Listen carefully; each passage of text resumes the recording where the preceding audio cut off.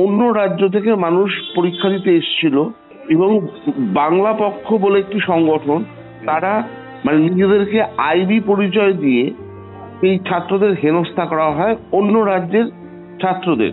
আপনার প্রতিক্রিয়া? আমি ঘটনাটা যদি এই হয়ে থাকে যে পশ্চিমবাংলার কোনো চাকরির জন্য অন্য রাজ্য থেকে পরীক্ষা দিতে এসছে ছেলে মেয়েরা, তাহলে বাংলা পক্ষের কখনোই উচিত হয়নি তাদের হেনস্থা করা। এই ধরনের কাজ আমি সমর্থন করি না।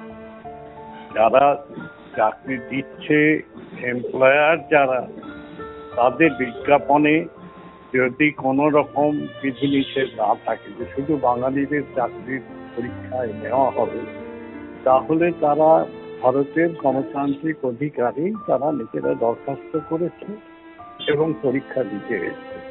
এটা আমার মনে হয় এটা ঠিক কাজ হয়নি। আমি এই কাজের নিন্দা করি। বাংলা পক্ষ সবসময়ের জন্যই বলেন পশ্চিমবঙ্গে যারা কাজ করবে তারা সবাই বাঙালি হতে হবে। আপনি কি এটাকে সমর্থন করেন?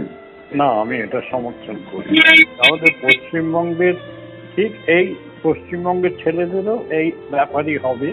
তারা অন্য প্রদেশে গেলে অন্য প্রদেশে তাদের কাজের সুযোগ থাকবে না। আমি এটাকে সংকীর্ণতাবাদী দৃষ্টিভঙ্গি বলে মনে করি।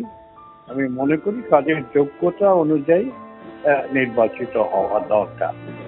দল এর পরিচয়ে নয়, রাজনৈতিক পরিচয়ে নয়, অন্য কোনো পরিচয়ে নয়।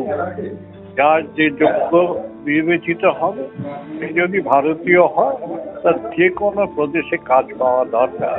আমি মনে করি যে বাংলা পক্ষ এই নীতি পশ্চিমবঙ্গের ছেলে মেয়েদের পক্ষে সুফল প্রসব করবে না।